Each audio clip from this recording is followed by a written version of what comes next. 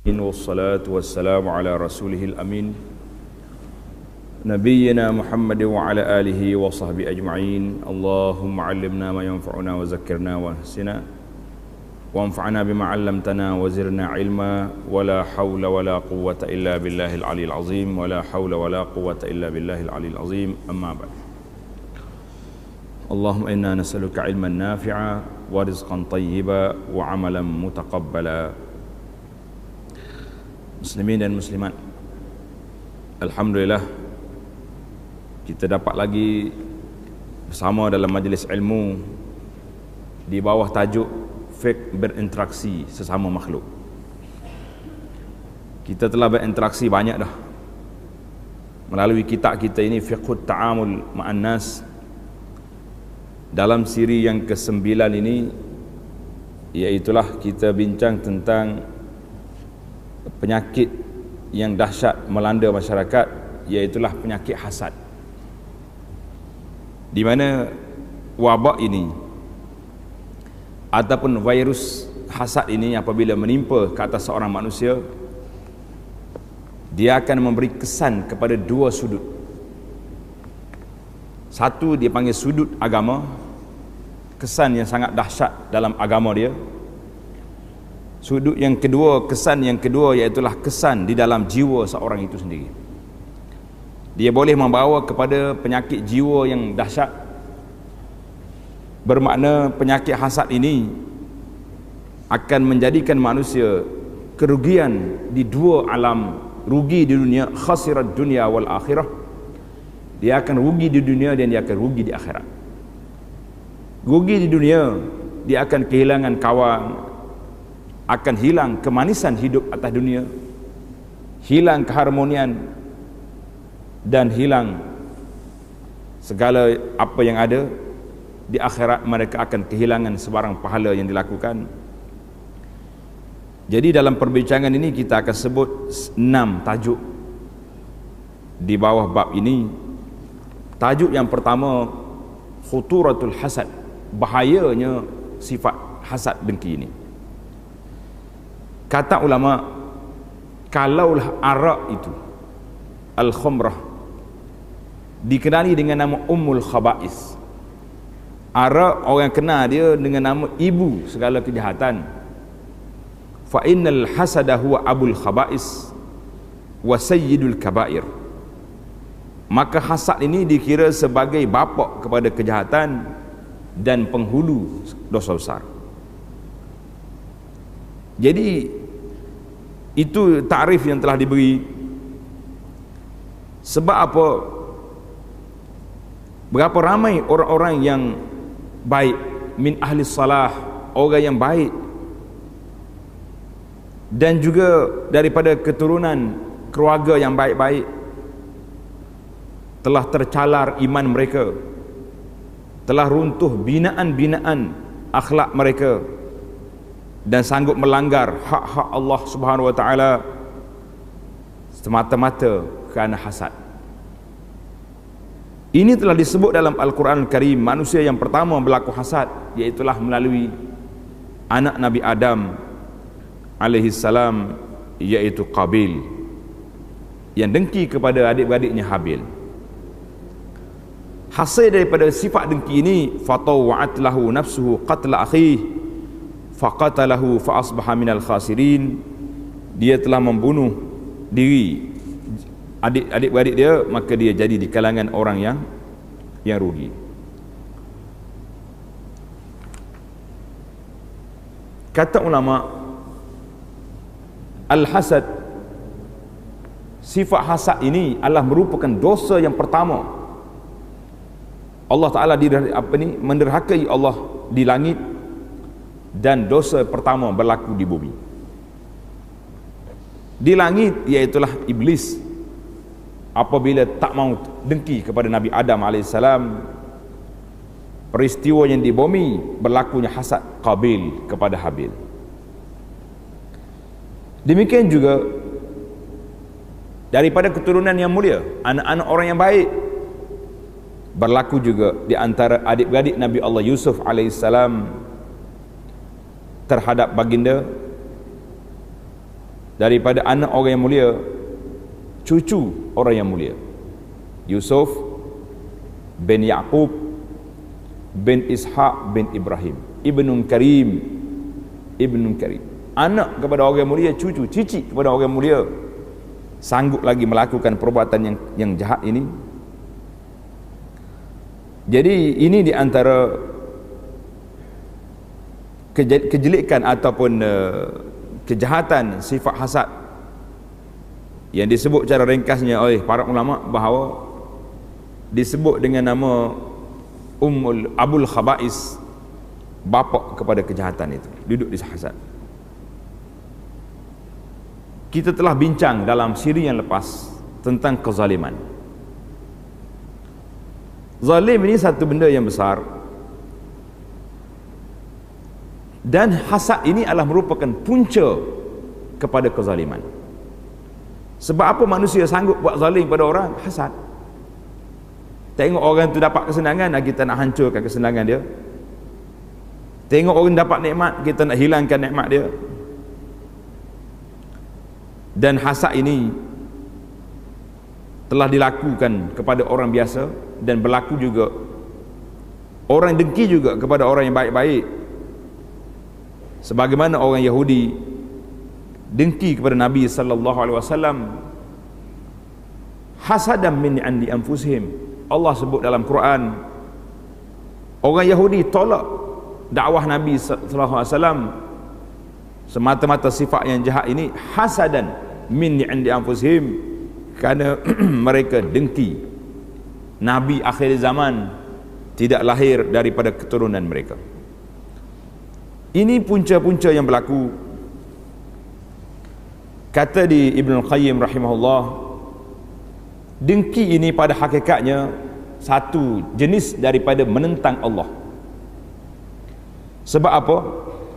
Orang yang hasid, orang yang dengki, dia tak suka, dia benci kepada nikmat yang Allah berikan, anugerahkan ke atas mana-mana hambanya. Bukan sahaja benci tengok nikmat, dia suka sangat kalau nikmat orang tu hilang daripada kawan dia. Jadi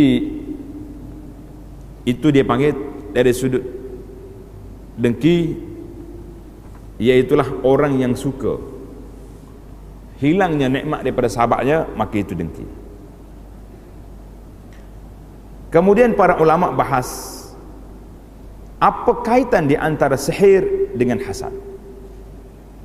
Dalam surah yang kita baca, yang selalu kita baca dalam surah Qul a'udzu bil falaq min syarri ma khalaq, sampai pada wa min syarrin naffasati fil 'uqad wa min syarri hasidin iza hasad. Cuba tuan-tuan buka dalam surah ini, tengok kenapa dalam ayat ini kita diminta ta'awuz, a'udzu birabbil falaq, aku minta berlindung dengan Allah Ta'ala ini daripada kejahatan sihir dan syarri hasid, kejahatan orang hasad. Kata ulama, alaqatun wasiqatun, hubungan dua penyakit ini besar, kerana dua-duanya adalah dosa besar dan yang mengundang kepada kebinasaan yang besar. Satu. Yang kedua, dua-dua penyakit ini orang yang melakukannya telah menerima wahyu daripada syaitan. Yang ketiga, dua-duanya minal aziyati wad darar, telah memberi mudarat dan kesakitan kepada orang yang dilakukannya. Dan hasad inilah yang akan membawa kepada berlakunya sihir. Bila orang hasad, dia nak suruh hilang nikmat kawan dia ni, maka terpaksa dia pergi cari tok bomo, tok tu, tok ni, yang akhirnya berlakulah sihir. Dalam hadis Nabi kita sallallahu alaihi wasallam sebut, hadis Anas, la tabaghadu wala tahasadu wala tadabaru. Nabi kata, jangan kamu marah-marah, jangan berdengki, jangan paling belakang. Wa kunu ibadallahi ikhwana, jadilah kamu semua ni hamba Allah yang bersaudara. Hadis ini dalam Bukhari dan Muslim. Dalam hadis yang lain Nabi kata, dabba ilaikum da'ul umam qablakum, telah merangkak masuk dalam rumah kamu, dalam masyarakat kamu, penyakit-penyakit umat yang terdahulu. Apa dia penyakit ini? Al-hasad wal baghdha, penyakit hasad dan suka marah, bermusuhan. Nabi kata ihyal haliqatu, penyakit ini disebut dengan nama pencukur, pisau cukur. La aqulu tahliqus sya'ar, aku tak kata dia cukur, agak cukur bulu naik balik. Walakin tahliqud din, tapi dia akan cukur agama, bermakna orang yang melakukan perbuatan ini agamanya akan hilang. Wal iyaz billah. Hadis ini telah diriwayat oleh Imam At-Tirmizi. Itu bahaya penyakit hasad. Masalah yang kedua, fadlu salamatis sadri, kita ambil pula kelebihan berlapang dada. Punca hasad ni mari daripada mana? Mari daripada sempit dada. Bila dada sudah sempit, syaitan senang menguasai. Kita cuba nak sekat jalan ini dengan cara salamatus sadri, biarlah dada kita luas, dada kita tenang. Allah SWT sebut dalam Al-Quran memuji golongan Ansar, walladzina tabawwa'ud dara wal imana min qablihim yuhibbuna man hajara ilaihim wa la yajiduna fi sudurihim hajatan mimma utu. Al-ayah. Orang-orang yang telah memilih dar, yakni Madinah, berhijrah ke sana, akan jumpa yuhibbuna man hajar ilaihim, orang Madinah suka kepada orang yang hijrah ke tempat dia. Bukan sahaja suka, wala yajiduna fi sudurihim haja, dan tidak ada dalam hati mereka satu perasaan cemburu, hasad. Tengok orang-orang muhajirin sampai di Mekah dah mula naik. Amr bin Auf apabila dipersaudarakan dengan saudara dia, saudara dia kata apa? Aku nak bagi pada kamu harta. Ibrahim kata, duluni ala suqil Madinah, ditunjuk aku di mana pasar. Dia berniaga cepat naik. Tapi mereka yu'sirun, tidak menunjukkan bahawa dada sempit. Oh, ini pendatang asing sudah mari, kita ni asyik duk sibuk dengan pendatang asing, kita sendiri malah berniaga. Bila kawan-kawan kita orang Bangladesh mari berniaga, kita marah pula. Ini dipanggil sempit dada. Mudah rasa terkilan tengok orang lain, tapi kita tak buat. Dalam ayat Al-Quran banyak menyebut tentang wa inna min syi'atihi la Ibrahim iz jaa'a rabbahu biqalbin salim. Allah sebut kelebihan Nabi Ibrahim sebab dia mari dengan hati yang salim, yang sejahtera. Pada hari kiamat juga orang yang datang dengan illa man atallaha biqalbin salim, orang yang datang menemui Allah Ta'ala dengan hati sejahtera, ini je orang yang selamat. Apa dia makna al-qalbus salim? Hati yang sejahtera itu alladzi salima min jami'i amradil qulub, orang yang hatinya bersih, selamat daripada penyakit hati. Penyakit hati ni kita dah hurai panjang, tuan-tuan boleh tengok dalam rakaman dalam blog Abu Anas, tajuk dia penawar bagi hati. Ada 30 siri kuliah, coba kita belajar. Penyakit hati ni yang paling besar syirik, wal iyaz billah. Syak, ragu terhadap ajaran ini, syubhat, kesamaran yang ditimbulkan, nifaq, wal iyaz billah, penyakit munafik, dan termasuk penyakit kita ni hasad, ujub, bangga diri, kibir, takbur, dan banyak lagi penyakit-penyakit yang lain. Kelebihan salamatus sadri, berlapang dada. Satu cerita daripada Anas bin Malik radhiyallahu anhu. Kata Anas, kunna julusan ma'a Rasulillah, kami duduk bersama dengan Rasulullah sallallahu alaihi wasallam. Satu hari Nabi kata apa? Akan keluar ke sini seorang laki-laki min ahlil jannah. Orang ni akan masuk pintu ni, orang syurga, ahli syurga. Kita duk tunggu siapalah pak cik ni, hebat. Tiba-tiba masuk seorang laki-laki dari kalangan Ansar yang basah janggut dia, baru ambil wuduk, duk pegang selipar dia dengan tangan kiri dia ni, masuk. Sahabat pun duk tengok, hebat dia ni.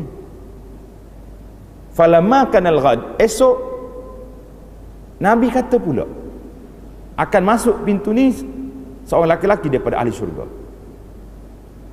Masuk-masuk, dia juga masuk. Subhanallah. Bila habis tamat majlis, hari yang ketiga sama juga, tiga kali. Bila masuk hari yang ketiga, Abdullah bin Amr bin Al-As, seorang sahabat, rasa nak kaji, nak selidik apa sebab pak cik ni dapat anugerah sebegini besar.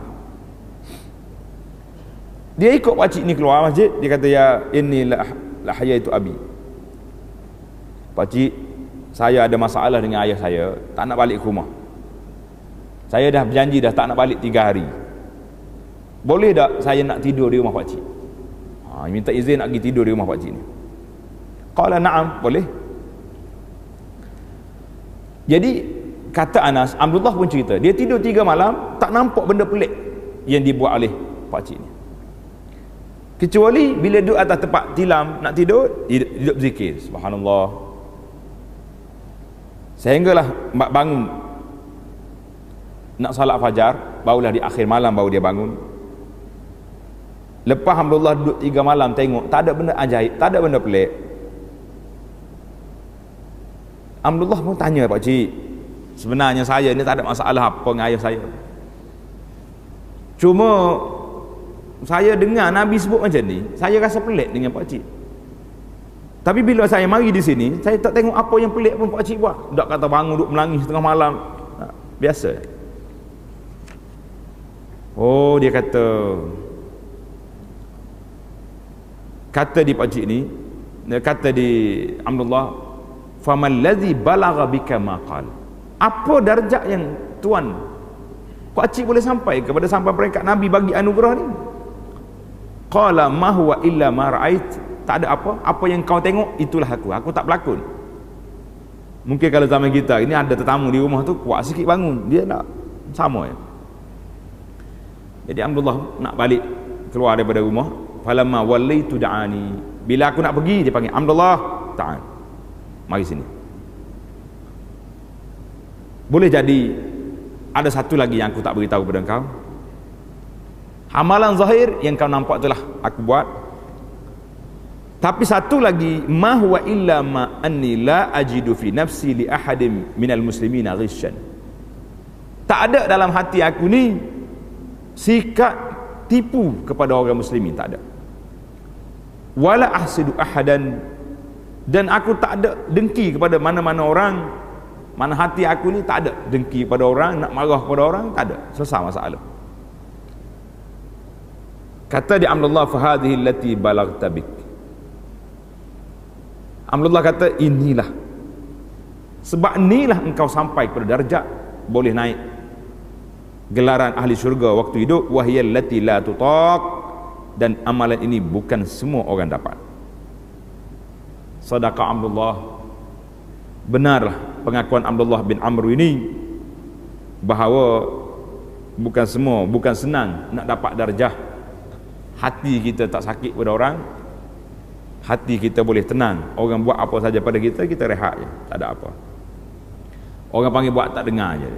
Ni dak, kalau dengar sekali orang kata dengan kita ulang 100 kali sehari, habis orang kita cerita, biarkanlah dia kata, hati kita biar kita tenang. Ini ceritanya sepanjang. Hadis ini diriwayatkan oleh Imam Ahmad. Dalam hadis yang lain pula daripada Anas, dia kata apa? Ya bunai, Nabi pesan kepada dia, hei anakku, in qadirta ala an tusbih wa tumsi laisa fi qablika ghishun li ahadin faf'al. Kalau kamu mampu nak bersihkan hati kamu ni pagi dengan petang, tak ada dalam hati kamu ni benci kepada orang, buatlah. Ini banyak lagi hadis-hadis yang menyebut tentang kelebihan ini. Kita pindah pada bab yang ketiga tentang anwa'ul hasad.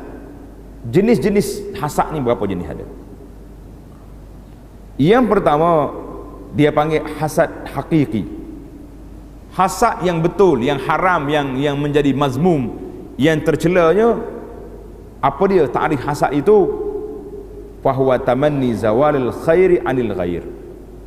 Hasad iaitulah seorang itu bercita-cita, berharap benar supaya hilangnya nikmat daripada orang tu. Kita tengok orang dapat nikmat, kita kata aku nak suruh hilang nikmat dia, macam mana nak buat? Tengok kedai dia laku, kita dah tulis pula sini, oh kedai ni jangan masuk, ada makanan tak bersih lah, makanan-makanan ini macam-macam kita buat cerita.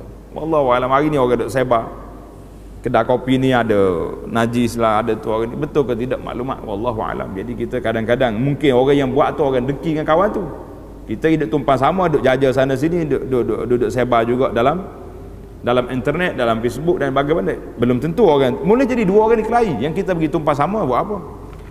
Ini ada masalah. Jadi al-haqiqi, al-hasadul haqiqi, iaitulah hasad nak suruh hilang perasaan, nak suruh hilang nikmat yang Allah Ta'ala beri pada kawan kita, maka itu dia panggil hasad yang haram, yang jadi dosa muharramun bi ijma'il ummah, haram ijma' ulama dengan nas-nas yang jelas daripada Quran, daripada hadis Nabi sallallahu alaihi wasallam. Hak ni kita tak payah bincang panjang, semua sudah jelas. Satu lagi, dia panggil hasad juga tapi bukan hasad. Dia panggil al-hasad al-majazi. Dengki tapi bukan dengki hakiki, nak suruh hilang nikmat orang, tidak. Yang ni kita kena bincang. Iaitu dia panggil satu bab lagi dalam istilah bahasa Arab, dia panggil al-ghibtah. Tulis nama dia ni, al-ghibtah. Al-ghibtah ni, kita tengok orang senang, kita bercita-cita nak jadi macam dia. Itu lain. Lalu rumah kawan, tengok rumah dia cantik, banglo dia kemas, kita kata aku juga nak buat macam ni. Tapi kita tidak mengharapkan hilang kawan kita punya dah. Kita nak, dia panggil at-tanafus, falyatanafasil mutanafisun. Kita nak dapat macam dia. Jadi hak dia kita tak kacau. Dalam bab ini sebut dalam hadis Nabi sallallahu alaihi wasallam, Nabi kata la hasada illa fisnatain. Tidak ada hasad kecuali dua perkara. Hasad di sini dengan makna ghibtah, nak jadi macam orang tu. Yang pertama, rajulun atahu Allahu malan. Seorang yang Allah Ta'ala anugerahkan kepadanya harta yang banyak, maka dia infak harta ni fi sabilillah. Buat masjid, buat surau, buat tu, buat ni. Satu. Wa rajulun atahu Allahul hikmah. Satu lagi, orang yang Allah anugerahkan kepadanya hikmah, iaitu ilmu. Allah beri pada dia ilmu, dia duduk ajar orang, duduk dakwah orang, duduk didik orang. Maka ini kata Nabi sallallahu alaihi wasallam, orang ini tidak dilarang. Bila kita tengok kawan kita ni kaya, infak kuat, kita kata aku nak kaya juga sebab nak bagi nafkah. Seronok tengok. Pagi, petang, siang, malam penuh depan tangga kita, orang pakai miskin mari minta sumbangan, kita beri. Sampai je di rumah kita ada saja orang ni nak bina masjid, bagi. Orang ni nak, masya-Allah. Kita tengok negeri-negeri yang susah, ada fakir, orang-orang susah nak makan payah, kita hantar bantuan. Seronok kita. Maka ini dia panggil al-ghibtah. Ini tidak dilarang, bahkan kita suruh pula dia. Dalam riwayat yang lain, kita tengok orang ni hafal Quran. Tak hafal Quran pun tak apalah, boleh baca Quran. Fahuwa yaqumu bihi ana al-lail. Siang dia baca, malam dia baca, kita jadi dengki, aku nak baca juga Quran. Jadi itu dia panggil ghibtah. Dan ada orang ni pula malan fahuwa yunfiqu ana al-lail. Siang dan malam duk nafkah dia punya harta. Jadi ini kalau hasad macam ni tidak dilarang, iaitulah tengok kawan kita, masya-Allah, orang ni kuat sungguh ibadat ni, orang ni kuat sungguh. Jadi kita pun semangat juga. Tengok dia belajar banyak, kita nak mengaji juga. La ilaha illallah. Banyaknya nikmat Allah Ta'ala beri pada kita. anugerah yang Tuhan beri ini iaitulah anugerah yang besar, iaitulah perasaan tak cukup di dalam ibadat. Tengok orang ibadat kuat, kenapa aku tak boleh? Dia sama dengan aku juga. Dia boleh pergi 5 waktu solat berjamaah, kenapa aku tak boleh? Letak kita marah ke nafsu kita pula. Tak apa ni, jangan tengok orang ibadat kuat, kuat diwarak tadi ni upah budak-budak suruh kita paku di kereta tayar kereta dia. Ni berat. Jadi kita itu dipanggil martabat yang ada di sini, martabat yang besar, iaitulah al-ghibtah. Lawan kepada hasad ini, bukan lawan, partner pada hasad ini satu penyakit lagi, dia panggil al-kibru, penyakit takabur. Penyakit takabur ini juga penyakit yang dahsyat. Cuma bangga diri ini ada juga yang boleh dibuat, macam hasad. Kalau hasad nak hilang nikmat orang, haram. Tapi boleh tak kita takabur?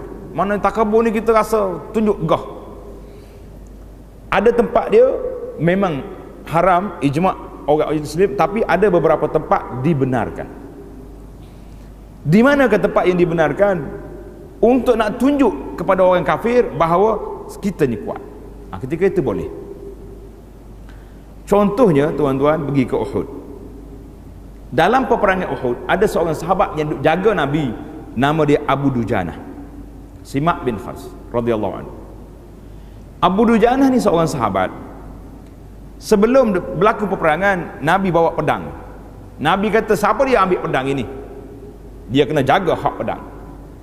Abu Dujanah sanggup ambil, Nabi beri pada dia. Dalam peperangan, Abu Dujanah ikat kepala dia dengan kain warna merah, duk berjalan di antara saf muslimin dengan orang kafir, berjalan dengan orang panggil jalan angkat bau, tunjuk Nabi kata apa? Innaha lamasyatun. Perjalanan, cara gaya berjalan Abu Dujanah ini perjalanan orang yang dimurkai oleh Allah, illa fi hadzal mawdi', kecuali dalam medan perang boleh kita berjalan angkat bau, sebab biar orang kafir tengok, oi jangan main dia ni berjalan pun hebat. Tapi kalau kita berjalan di pasar malam angkat bau juga, baik sekat kaki dia bagi rebah, situlah senang. Orang ni orang perjalanan ahli neraka, nama dia macam tu.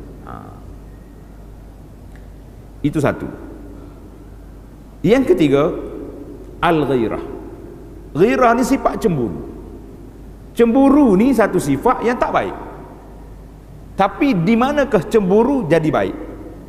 Kita nak tengok sikit. Orang kata wa bididdiha tatamayyazul asya', bila benda tu berlawan kita akan nampak. Cemburu yang tak baik iaitulah cemburu yang baik itu fal ghiratu fir ribah. Kalau kita tengok meragukan, maka kita kena cemburu. Seorang suami tengok isteri dia bila nak keluar rumah ni, pelik dia punya gaya, happy nampak, pakaian pun pelik-pelik daripada biasa. Tapi kalau pergi dengan suami tak pelik pula pakaian, kena cemburu. Pasal apa kalau keluar dengan aku pakai biasa serebeh ya. Tapi kalau keluar seorang dia ada parti, ada dinner, lebih daripada anak dara yang tak kahwin lagi contoh. Suami wajib cemburu ketika itu, kena tengok apa benda. Adapun cemburu tanpa sebab ni dipanggil cemburu buta, kelak tak ada apa. Isteri nak pergi masjid pun cemburu juga. Awak ni keluar pergi masjid je, ikut attack sekali lagi duduk tunggu kat tangga masjid pergi. Allah ni dahsyat hal ni. Ni bukan manusia biasa dah ni, dia panggil, dia ni taraf security dah dia panggil. Allah ya. Jadi ini di antara benda-benda yang kita belajar tadi. Dan sama juga dengan sifat marah, intisar. Kita nak marah ni, kalau marah tanpa sebab dilarang. Tapi kalau kita marah kerana Allah, tengok, marah kerana Allah, maka ini dibenarkan. Nabi kita sallallahu alaihi wasallam, dia satu hari dia marah kepada Muaz bin Jabal radhiyallahu anhu, kerana dia panjang bacaan subuh dia. Panjang. Orang pergi ngadu dengan dia. Kata dia Abu Mas'ud Al-Ansari, "Fa ma ra'aitun nabi." Aku tak tengok Nabi sallallahu alaihi wasallam marah dalam ceramah dia seperti dia marah hari ini. Nabi kata, "Ya ayuhan nas, inna minkum munafirin." Hei manusia, ada di kalangan kamu orang yang meliarkan orang daripada solat. Mana-mana orang yang jadi imam, falyujiz, ringkaskan. Sebab di belakang dia ada orang tua, ada orang lemah, ada orang yang nak hajat, ada orang yang nak cepat, macam-macam. Jadi, dan Nabi kita sallallahu alaihi wasallam banyak contoh-contoh dalam sirah yang menunjukkan bahawa Nabi kita ni dia tak marah. Kalau orang khianat pada dia, badui mari tarik ni tekuk Nabi sampai bekas. Nabi kata tak marah.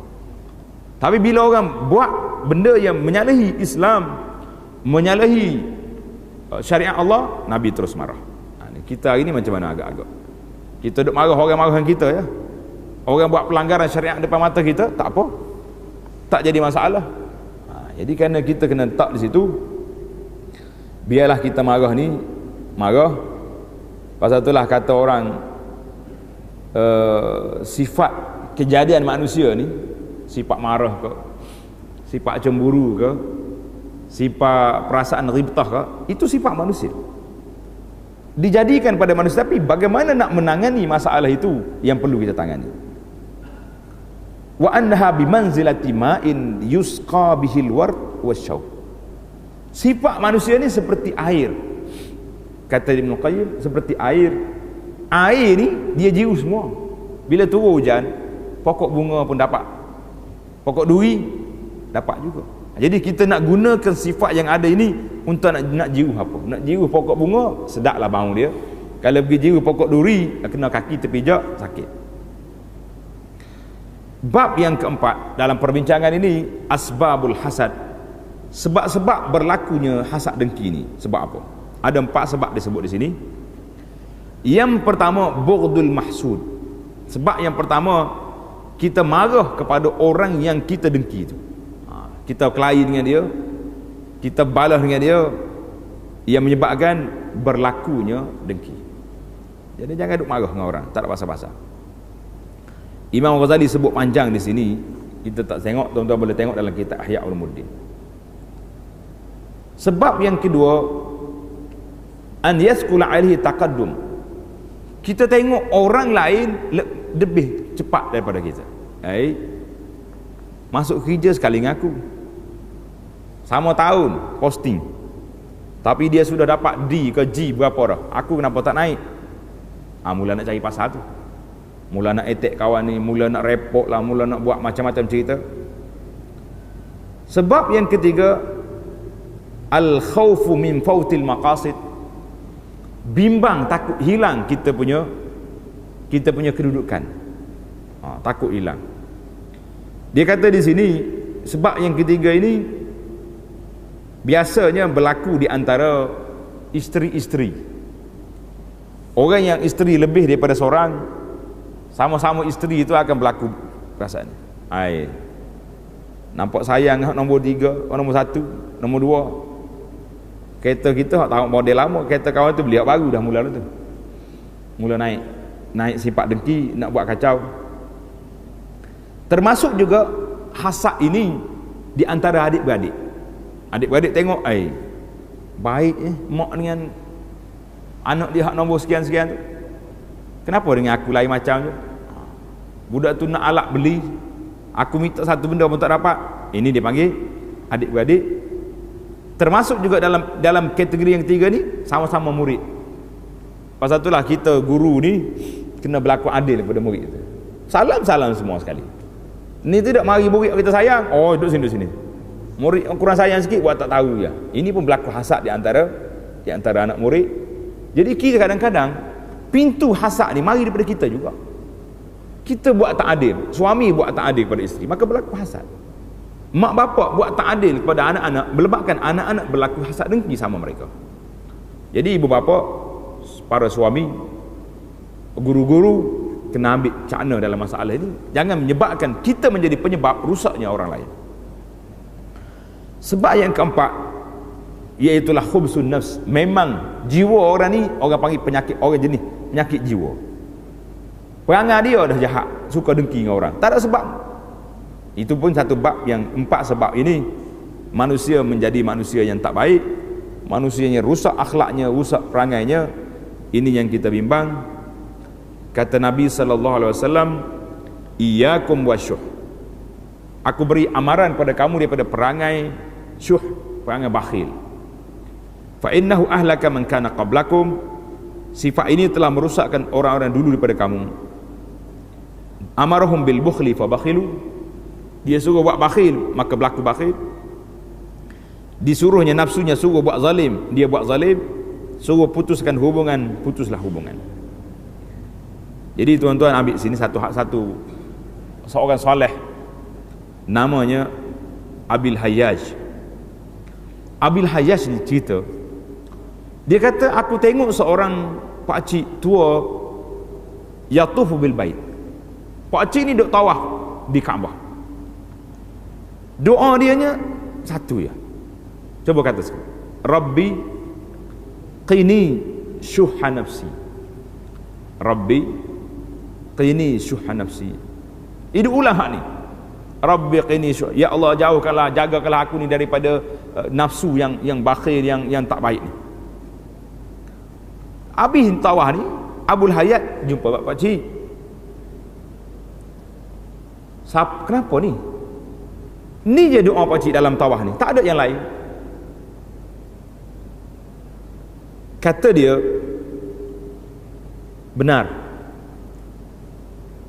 inni iza waqitu syuha nafsi, apabila saya ni dapat menjaga perasaan bakhil, tamak dalam diri saya ni, saya terselamat daripada banyak penyakit.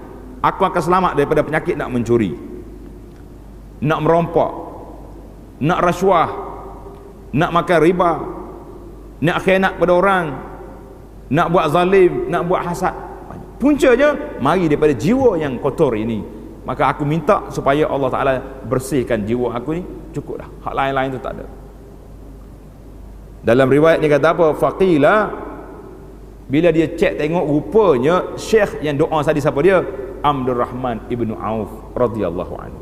Abdul Rahman bin Auf seorang sahabat, orang yang kaya raya, tapi masih lagi berdoa, jagalah nafsu aku ni daripada sifat tamak. Subhanallah. Orang yang tahu tentang kedudukan, dia akan kenal. Perkara yang kelima, ilajul hasad, iaitulah bagaimana nak ubati. Apakah penawar untuk menghilangkan sifat hasad dalam diri kita? Ini yang menariknya buku yang kita ni, sebab dia sebut sebab dan juga ilaj. Penawar dia macam mana? Penawar yang pertama, iaitulah tazakkur. Kamu kena teringat, banyak dah mu belajar daripada ustaz tu, ustaz ni. Dalam kitab dosa besar, saya sudah baca dalam kitab dosa besar Al-Kabair, hasad ni satu penyakit, satu dosa besar. Kita kena teringat, ambil, buka dalam rakaman, dalam mana-mana CD ceramah, baca buku tentang bahaya hasad, kita baca supaya dapat kita kikiskan perasaan. Tapi kalau terlupa, tak ingat, bahaya dah. Ini yang pertama. Yang kedua, penawar yang kedua, isti'maluhu fi wajhi syar'i. Kita gunakan perasaan yang ada dalam jiwa kita tadi untuk jalan yang dibenarkan. Kalau ada perasaan hasad, kita letak kepada ghibtah, aku nak jadi macam dia, bukan nak hilangkan hak dia. Menangani masalah. Tengok orang cemerlang, aku nak cemerlang juga, macam mana? Dia belajar kuat, kita belajar kuat juga. Tengok anak-anak orang, Masya Allah, anak orang ni 5A, anak orang ni 10A, anak aku kenapa ni tak ada A, tak banyak. Pergi tanya dia, awak buat apa? Makan kismis banyak, bagi kismis. Kan hari ni kismis minda ni kuat ni, minda sana minda sini, bagi anak kita kismis. Tapi kalau tak jadi juga, jangan duk marah masyarakat kismis tu. Naknya menangani masalah dengan betul. Yang ketiga, an ya'lamal hasid. Orang yang bersifat hasad ini hendaklah dia mengetahui bahawa sifat dengki dia itu tidak membawa kebaikan apa-apa kepada dia, tak bawa kebajikan, tidak membawa manfaat, dan tidak juga mudarat kepada orang yang kita dengki, kecuali dia guna penyakit-penyakit kategori lain, guna sihir, guna barulah dia punya bahaya. Letak di situ.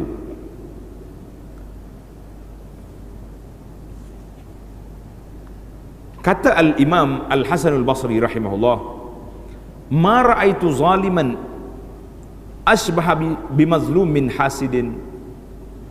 Aku tak tengok satu kezaliman yang lebih dekat dengan benda yang dizalim tu daripada orang yang dengki. Orang dengki ni berat semua. Sebabnya orang dengki ni walaupun dia buat kepada orang, tapi jiwa dia sentiasa duduk dalam keadaan tak tenang, gelisah, pergi sana sini cari bomo tu, bomo ni habis duit, tak akan tenang. Allahu Akbar.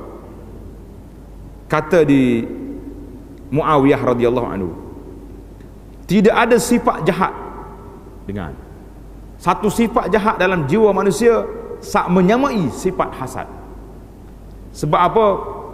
Yaqtulul hasid, dia membunuh jiwa orang yang dengki ini sebelum sampai perbuatan dengkinya kepada orang yang kita dengki. Hak ni berat. Kata di Ahadul Hukama, orang bijak pandai, dia kata apa? Yakfika minal hasid, cukuplah kamu ambil pengajaran daripada orang dengki ini, bahawa dia susah waktu orang lain duk suka. Tak susah apa, dia duk mikir pelik-pelik, sakit jiwa, nak tidur tak lena. Kata di Asmu'i, seorang ulama lurah, dia jumpa dengan pakcik Arabi, orang Badui, panjang umur dia. Hei pakcik, apa sebab panjang umur pakcik? Pakcik dia kata, tak kata aku makan tu Ali banyak tak. Dia kata apa? Taraktul hasada fa baqitu, aku telah meninggalkan sifat dengki, aku boleh hidup lama. Subhanallah, tenang hati orang panggil. Allahu Akbar. Banyaklah cerita-cerita lagi.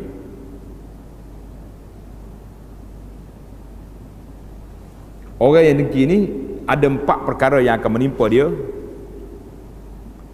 Yang pertama, hasarat, kecewa hidup dia. Hidup kecewa, tubuh badan dia pula akan sakit sebab banyak memikir sangat, stres. Yang kedua, kedudukan dia akan jatuh di mata pandangan orang. Orang akan tengok, Allahu Akbar, tengok. Yang ketiga, manusia akan benci kepada dia. Yang keempat, yang paling dahsyat sekali, Allah SWT murka kepada orang ini. Itu di antara ilaj 4 perkara tadi kita kena tengok. Yang terakhir dalam masalah ini, kita akan belajar asbabul waqiyah minal hasad, sebab-sebab yang boleh menyelamatkan kita daripada perasaan hasad. Hasad ni satu penyakit yang sudah besar, yang sangat kita tahu. Ada di sini dalam buku kita ini ada 10 sebab boleh menyelamatkan kita daripada hasad. Tuan-tuan tanda ni, kita jadikan amalan kita 10 perkara pagi ini untuk menyelamatkan kita daripada sifat yang tak baik. Yang pertama, at-ta'awuzu billahi ta'ala min syarrihi, sentiasa minta berlindung dengan Allah Ta'ala daripada kejahatan sifat hasad. Wat tahassun, pagar diri kita dengan sifat. Baca qul 3 qul tu, baca ikhlaskan kepada Allah. Qul a'udzu bil falaq, daripada min syarri hasidin hasad, min syarri an-nafasati bil 'uqad. Jadi baca doa qul a'udzu birabbin nas. Ini bacaan-bacaan yang boleh menyelamatkan kita daripada perasaan hasad. Baca. Yang kedua, sebab yang kedua, taqwallahi ta'ala, hendaklah kita takut kepada Allah. Takut kepada Allah Ta'ala. Allah, Nabi sebut dalam hadis panjang, ihfazillah yahfaz, menjaga hak Allah, Allah jaga hak kamu. Ini sekarang ni kita tak jaga hak Allah, kita nak suruh Tuhan yang bertugas jaga hak kita. Sebab yang ketiga, as-sabru ala aduwihi, sabar apabila kita berdepan dengan musuh, sabar. Jangan duduk lawan dia, jangan duduk buat tak tahu ya, buat tak erti. Orang kan, istilah orang kampung kata buat lembu kenyang. Kalau kita duduk layan dia, banyak masalah. Hari ni macam-macam orang tulis dengan kita. Tulis. Saya kadang-kadang tengok duduk diam-diam, orang forward mari tengok. Orang kata gitu, kita senyap tak jawab. Kalau kita jawab jadi masalah panjang. Imam Syafi'i rahimahullah dalam syair dia yang panjang, Dia kata khatabani safih, apabila orang bodoh cakap dengan aku, duk kata macam-macam aku, sebaik-baik jawapannya as-sukut, diam, tak usah jawab. Orang kata apa, jawab. Kena 10 kali dia kutuk kita, kita tak jawab, habis. Tapi kalau kita duk layan dia, oh dia lagi orang panggil naik, lagi naik semangat dia nak jangan jawab. Sebab yang keempat, at-tawakkulu 'ala Allah, banyakkan bertawakal kepada Allah Azza wa Jalla. Wa man yatawakkal 'ala Allah fa huwa hasbuh. Siapa dia tawakal Allah, Allah Taala akan jaga kita, insya-Allah. Sebab yang kelima, faraghul qalbi minal istighali bihi, bebaskan hati kita daripada duk mikir kepada benda ni. Duk mikir kau orang tu, mikir kau orang ni, lah tak usah duk fikir. Kita fikir kita je. Tengok orang tu rumah besar, kita nak buat tak boleh, kita duk mikir. Kalau aku buat besar apa, lepas ni aku mati, siapa duduk? Habis, kita tutup file, kata orang. Tapi kalau duk mikir macam mana nak dapat, macam mana duk main macam mana ni kak, jawab dia tak tidur sampai cerah. Sebab yang keenam, al-iqbalu 'ala Allah, kita fokuskan, tujukan hala tuju hidup kita kepada Allah. Aku tak apalah, biarlah aku miskin atas dunia, kaya di akhirat. Banyakkan zikir, banyakkan istighfar, banyakkan bertaubat kepada Allah Azza wa Jalla. Tak apa, kita akan dapat kekayaan di akhirat, walaupun di dunia nampak tak apa standard kita ni, tak ada jadi masalah. Sebab yang ke-7, tajridut taubah, adalah kita banyak bertaubat kepada Allah Ta'ala. Banyak bertaubat. Sebab apa? Tengok ni cerita panjang. Seorang ulama salaf dimaki oleh orang. Orang ni mari rumah dia, kata macam-macam. Tak tahan dia. Dia kata, saudara, boleh tak tunggu sekejap? Kenapa dia? Sekejap je tunggu, aku masuk rumah kejap, lepas ni aku keluar balik. Saya tak lari, jangan bimbang. Masuk dalam rumah dia, dia buat apa? Bukan pergi asah pedang. Takut pergi cari pistol nak tembak orang mari kutuk tak. Dia masuk rumah dia, dia ambil wudu, dia solat, dia menangis, dia taubat kepada Allah Subhanahu Wa Taala. Sebab dia kata apa? Punca marinya penyakit ini berpunca daripada kesalahan dia. Lepas dia sembahyang, dia jumpa, keluar balik, jumpa dengan orang yang mari kutuk dia tadi depan rumah dia, salam. Dia kata, awak buat apa dalam rumah tadi? Tak ada apa. Tu betul ilallah, aku bertaubat Allah Ta'ala sebab kerana dosa akulah mari orang-orang seperti awak ni ke rumah saya. Orang tu bila dengar kawan ni taubat, balik begitu je, tak ada layan. Tapi kalau kita bercakap pinggang, mari rumah aku nak tunjuk aku ada pistol, agak-agak apa jadi? Dia kata, aku ada bom, sekali rumahmu hancur dah. Cuba kita layan dengan balik kepada kita. Allahu Akbar. Cerita sedap. Kata di dalam hadis yang masyhur, Nabi kita selalu berdoa, Allahumma inni a'udzubika min an usyrika bika wa ana a'lam wa astaghfiruka lima la a'lam. Biasa doa ni setengah-setengah ustaz kita ni ulama dia baca pada waktu pagi dan petang. Allahumma inni a'udzubika min an usyrika bika wa ana a'lam. Ya Allah, aku minta berlindung denganmu daripada melakukan syirik dalam keadaan aku tahu, wa astaghfiruka lima la a'lam, aku minta ampun daripada benda-benda yang aku tak tahu, dosa aku tak tahu. Kenapa? Sebab para ulama mengatakan, wa ma asabakum min musibatin fa bima kasabat aydikum. Segala musibah yang timpa kita ni semuanya daripada hasil usaha kita. Jadi kalau kita perasan macam ni, kita tahu macam ni, kita banyak taubat kepada Allah Taala, insya-Allah mudah-mudahan. Jadi dalam banyak cerita dalam kitab, bila seorang tu tengok anak dia nakal, tengok anak kita nakal, cikgu repot telefon, apalah anak awak ni, tonggang terbalik sekolah kami dibuatnya. Jangan pergi duk marah dengan cikgu, jangan pukul anak, pukul kita sendiri. Taubat kepada Allah Ta'ala, banyak menyesali perbuatan-perbuatan yang lepas, insya-Allah anak akan jadi baik. Semua ini hasil daripada kita. Jadi kita, masalah kita ni suka tunjuk dengan orang, kita tak tunjuk kat kita sendiri, yang menjadi masalah. Sebab yang ke-8, as-sadaqatu wal ihsan ma'amkan. Banyak beri sedekah. Nampak kita ni ramai sangat orang dengki, lagi banyak sumbangan infak kita fisabilillah. Sedekah sadaqatu sir tudfi'u ghadabar rabb. Sedekah cara rahsia memadamkan kemurkaan Allah. Sedekah rahsia senyap-senyap. Malam-malam cari nombor akaun mana-mana, masuk je duit dalam tu senyap. Tengok, Allahu Akbar, ini Orang ni tengah duk buat ni, buat masjid. Orang ni duk buat pondok. Orang ni buat masuk akaun sini RM10, ni 10. Kena 100 tempat, banyak tempat orang doa dengan kita. Dia akan selamat insya-Allah. Bahkan sedekah cara rahsia ni bukan saja menyelamatkan kita daripada hasad. Kalau orang kena sakit kronik yang tak jumpa ubat, doktor tak boleh nak kesan ubat dia ni, gunalah saluran sedekah, tapi kita kena niat. Sedekah ini untuk mengubati penyakit yang pelik. Kalau kita sedekah saja boleh pahala, tapi kena niat. Niat sedekah untuk penyakit. Kita ada penyakit kronik tak ada siar, bagi sedekah. Tambah-tambah lagi kata ulama, kalau kita boleh bagi sedekah di tempat orang yang sangat berhajat. Sangat berhajat. Di mana, kampung mana tak ada air, kita pergi gali, piling, bawa boring ke boleh, keluarkan air. Mau ambil air sini. Tak usah duduk sibuk sana sini, demonstrasi belagak sini tak perlu. Aku bagi air pada kamu, senyap ambil. Kita buat. Tengok orang kampung ni miskin, tak ada apa, bagi sumbangan di tempat orang yang sangat memerlukan. Allahu Akbar. Banyak tinggi darjat kita. Hari ni sahabat-sahabat kita kadang-kadang pergi buat di kawasan pedalaman, di kampung-kampung sahabat-sahabat kita di Rohingya, di mana tempat yang orang susah, hantar pergi, tak apa. Sebab yang ke-9, min as'abil asbab, kata ulama, sebab 9 di antara sebab yang paling sukar untuk nak buat, iaitulah membalas kejahatan orang dengan kebaikan.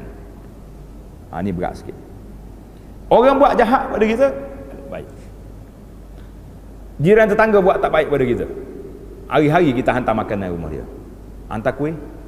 Oh, anak dia dapat bagi, oh, bagi selalu hadiah-hadiah kita hantar, boleh memadamkan. Kata satu cerita, Nabi kita sallallahu alaihi wasallam mencerita tentang Nabi dulu, annahu darabahu qaumuhu. Nabi ni telah dipukul oleh kaumnya, berdarah muka dia. Dia duduk kesak darah di muka dia sambil berdoa, Allahumma ighfir liqaumi fa innahum la ya'lamun. Ya Allah, ampunkanlah pada kaum aku kerana mereka tak tahu. Ada berani kita. Orang maki kita, kita puji dia. Orang kata uduh kita, kita kata baik kat dia. Kan dalam hadis seorang sahabat datang jumpa Nabi sallallahu alaihi wasallam. Dia kata, ya Rasulullah, aku buat baik pada adik-adik aku, mereka buat tak baik aku. Aku beri, mereka tak beri. Aku pergi rumah dia, mereka tak datang. Qata', putus hubungan. Nabi kata apa? Dengar tuan-tuan, hadis ni cukup menarik untuk motivasi kita. Nabi kata apa? Seolah-olah engkau telah masuk dalam mulut mereka debu-debu yang panas. Mau buat baik, dia buat tak baik pada kamu. Allahu Akbar. Tapi Nabi bagi jaminan, la yazalu ma'aka minallahi zahirun alaihim madum ta'ala azal. Allah akan bantu kamu selagi kamu boleh duduk dalam keadaan sifat tadi. Orang buat tak baik, kita buat baik. Hadis ini dalam Muslim. Cerita Nabi tadi, bila kaum dia pukul dia berdarah, dia berdoa, Allahumma ighfir liqaumi fa innahum la ya'lamun. Kita boleh kata doa ni, ya Allah, ampunlah kepada kaum aku, kerana mereka tak tahu. Dia kata di sini telah terkumpul 4 perkara. Yang pertama, afuhu anhu, dia maaf pada kaum dia. Satu. Yang kedua, istighfaruhu, dia minta ampun, bukan sekadar maaf, minta ampun. Yang ketiga, i'tizaruhu, dia beri keuzuran sebab mereka ni tak tahu. Yang keempat, isti'tafuhu, berlembut cakapan. Allahumma fi liqaumi, maaflah kepada kaum aku. Patut dia tak kata kaum aku, maaflah ke puak tu. Baru sedap. Ini bahasa kita tak? Jahanam kalau puak lah, tak ada. Kita kata qaumi, anak-beranakku, adik-beradik saya, keluarga saya, barulah ini tenang. Pasal itulah ulama kata hak ni yang paling susah. Orang lawan kita balas dengan baik. Allahu Akbar. Seperti kata di ulama, aku nak jadi seperti pokok yang berbuah ni, kita lontar dia dengan apa? Dengan batu, dengan lastik. Dia tak lontar batu dengan kita, dia lontar apa? Lontar buah. Cantik tak dia punya peribahasa? Kita lontar batu, dia lontar buah dengan kita. Tapi kalau buah durian, hati-hati jugalah. Lontar buah pun kena atas kepala, innalillah juga kita. Nah, yang terakhir, yang ke-10, wahwal jami' lizalika, semua sekali itu nak menyelamatkan kita daripada sihir, daripada hasad, tajridut tauhid, bersihkan tauhid kita. daripada sebarang syirik kepada Allah Azza wa Jalla. Yang terakhir, yang ke-11, iaitulah sembunyikan kita punya kebaikan. Ni tak tahan kitanya, dapat benda-benda meletup selalu. Tambah-tambah zaman tuan-tuan hidup hari ni, zaman tuan-tuan hidup hari ni cukup dahsyat. Dapat nikmat, boh dalam Facebook, tengok aku dapat anugerah hari ni, anak aku dapat 10. Allahu Akbar. Ini semua mengundang, menyebabkan orang jadi hasad. Ada kadang-kadang saya duduk tengok dalam Facebook kawan-kawan ni, dia sayang sangat ke anak dia, sayang sangat ke cucu dia, cucu makan pun, bolong habis mulut pun, cucuku yang dia sayangi ni, tengok, tunjuk cucu aku duduk sini, anak aku duduk. Ingat baik-baik, ini boleh membawa kepada hasad dan boleh kena ain. Budak ni boleh jadi penyakit. Kita yang mengundang. Sayyidina Osman radhiyallahu anhu, satu hari dia tengok seorang budak yang cantik, budak lawa tengok. Kalau kita kat tunjuk dalam Facebook kan seorang lain lah, lawanya anak awak, handsome-nya, smartnya, apa ni, cute-nya kan. Sayyidina Osman bila tengok budak ni cantik, orang semua pakat tengok dia. Osman kata, dasimu nauna tahu kaila tusibul ain. Osman kata, dagu dia ni cantik, ambil warna tak hitam kat sini, biar orang tengok cemar budak ni. Aku bimbang budak ni kena penyakit ain. Ini masalah. Di antara hadis yang Nabi kita suruh kita sembunyikan kebaikan, anugerah yang kita dapat, ista'inu ala injahi awaijikum bil kitman. Nabi kata minta tolong dengan Allah Ta'ala untuk melaksanakan tugas kamu itu dengan kitman, dengan sembunyi. Jangan cerita pada orang, hari ni saya nak buat projek gini, dah dapat tender, dah buat duit, orang akan attack masuk. Senyap, patut tahu. Fa inna kullazi ni'matin mahsud, setiap orang yang ada nikmat akan ada orang dengki kepada dia. Jadi kadang-kadang kita yang buat masalah, kita duk tunjuk orang tu, orang ni, nak suruh orang tu puji kita, nak suruh besar sangat kita ni. Nabi kita sallallahu alaihi wasallam larang, apabila seorang kamu bermimpi baik, jangan cerita pada orang. Jangan, kecuali orang yang kita percaya, ustaz kita ke, baru kita boleh. Sebab bila orang ni dengar, dia akan buat benda yang tak baik. Dan sebaliknya, kalau kita mimpi yang tak baik, kita pun jangan cerita orang, kita ludah ke kiri, kerana dia ni permainan syaitan. Kata supaya orang tidak dengki kepada kita. Kalau kita syaitan pula, syaitan akan mari dan akan berlaku apa yang kita nak. Inilah sahaja muslimin dan muslimat perbincangan kita dalam bab yang ini, bahawa yang terakhir tadi, jaga diri kita daripada nak nunjuk-nunjuk kepada orang. Kitman, kena sembunyikan benda-benda baik yang kita dapat. Dapat anak, Allah tayang sini, tunjuk siji anak kita dapat anugerah tu, anugerah ni. Akhir sekali orang kena penyakit ain, budak ni tumbang 5A, 0A pun tak dapat. Budak dia sakit, pergi sekolah kena histeria, macam-macam orang buat, sebab kita yang buat mengundang. Sayang kepada anak bukan semestinya ditunjuk semua tempat. Kita taklah di tempat yang sebaiknya. InsyaAllah kita akan sambung lagi di perbincangan kita dalam siri yang lain, iaitulah dalam fake berinteraksi dengan makhluk ini. Mudah-mudahan kita dapat panduan dalam hidup ini, insyaAllah. Aqulu qawli hadza, wassalamualaikum warahmatullahi wabarakatuh. Subhanakallahumma bihamdika, asyhadu an la ilaha illa anta, astaghfiruka wa atubu ilaik. Wa sallallahu ala nabiyyina Muhammad wa ala alihi washabihi ajma'in, walhamdulillahi rabbil alamin. Jadi insyaAllah macam biasalah, penutup kuliah kita ni dengan solat duha. Mudah-mudahan kita dapat pahala yang dijanjikan itu, insyaAllah.